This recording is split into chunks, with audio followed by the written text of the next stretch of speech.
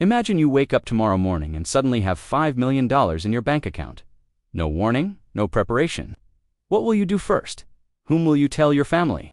Your relatives? Your best friend? If your answer is yes, then you've already lost, because what I'm about to tell you in the next few minutes will decide whether you keep that $5 million for the next 5 years, or lose it all. At first, it feels like God has blessed you, feels like life has changed, feels like everything will now be easy. But this is exactly where Machiavelli's warning becomes important.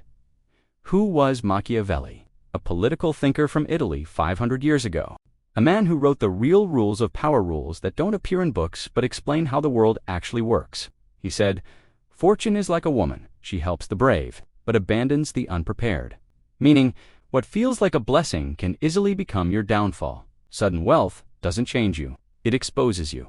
Your weaknesses, your bad habits, your illusions, everything comes out. You think you've gained freedom? But actually, you've gained a new burden, a new kind of gravity that starts pulling people toward you. Everyone wants a piece of your new world. You might say, why would this happen to me? I'm middle class. I don't have a startup or a big business. I'm never suddenly getting millions. Really? Think again.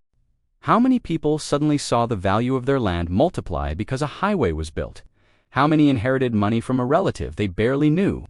How many went viral with a small business or a YouTube channel and suddenly started earning massive monthly income? It's happening every day. Around you, maybe not to you yet, but what if it does? What if luck shows up at your door tomorrow? The real question is not, will it happen? The real question is, if it happens, are you ready? Because here comes the dark truth. People who suddenly become rich almost never stay rich. Research on lottery winners and instant millionaires globally shows the same scary pattern. They rise fast and crash even faster. More than half end up divorced within a few years. Many fall into addictions. Many go bankrupt. Many fall into depression. And long before the money disappears, they lose their friends, their family, their peace of mind. Why? Because they make one deadly mistake.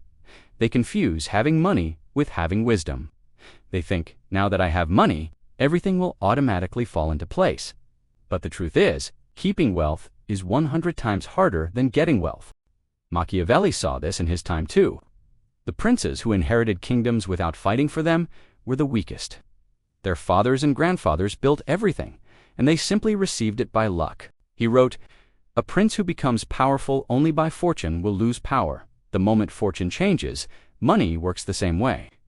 If you haven't built the habits, the discipline, and the mindset that create wealth, the wealth will disappear faster than it came." So before celebrating, before showing off, before telling the world, remember one thing: your biggest weapon is silence. The world will tell you, post your success on Instagram, share it on Facebook, tell everyone how far you've come. But Machiavelli says the opposite. Those who shout about their victories invite attacks. The moment you show your wealth to the world, you expose your biggest vulnerability. Smart people follow stealth wealth, hidden wealth. They own everything, but look like they own nothing. Their neighbors think they live an ordinary life. Their car is simple. Their clothes are normal. On the outside, nothing changed. But inside, their influence, power, and money are far beyond what anyone sees. A historical example, Cesare Borgia, a ruler from 15th century Italy. Machiavelli studied him deeply. Borgia built an entire kingdom through charm, strategy, and calculated cruelty. But he learned one lesson: the more visible you are, the more enemies you attract. His wealth and power created more jealousy than admiration. Now, a modern example. Jack Whitaker, a regular construction worker, family man. In 2002, he won a Powerball lottery $315 million. He became famous overnight. And what did he do? He thought being rich meant being generous. He started giving strangers huge amounts of cash, donated heavily to churches, bought houses for friends, gifted cars to relatives. The media worshipped him. He became a hero. But when the cameras switched off, his life collapsed. His wife left him. His friends disappeared when he needed them. Worst of all, his teenage granddaughter drowned in luxury and drugs and died from an overdose. Years later, when asked how he felt about the lottery win, he said, "I wish I had torn that ticket the very day I bought it." Imagine winning $315 million and saying you wish you never won it all. This is exactly what Machiavelli meant. The first rule of sudden wealth is the same as the first rule of power. Hide it, protect it, conceal it. Don't announce it until your foundation is unshakable. If fortune gives you gold, behave as if nothing changed. Not out of humility, out of survival. In a world where everyone broadcasts their life on social media, invisibility is your shield. You might think, no, I'm smart. I can handle attention. But Machiavelli reminds you, human nature is fragile. People get jealous. Even loved ones start comparing their life to yours. And comparison breeds resentment. So how do you protect yourself? How do you protect your wealth in a world obsessed with visibility? The answer is not just silence. The answer is structure. Privacy isn't just about who you tell, it's about how you organize your money. This brings us to the second rule of sudden wealth: concealment through structure. A prince builds a fortress not of stone, but of strategy. For you, the fortress is legal protection, a trust that hides your name, a holding company that shields your assets, professionals who quietly handle everything while your public life stays unchanged. Your first call should not be to a friend or family member. Your first call should be to a good lawyer, the modern consigliere.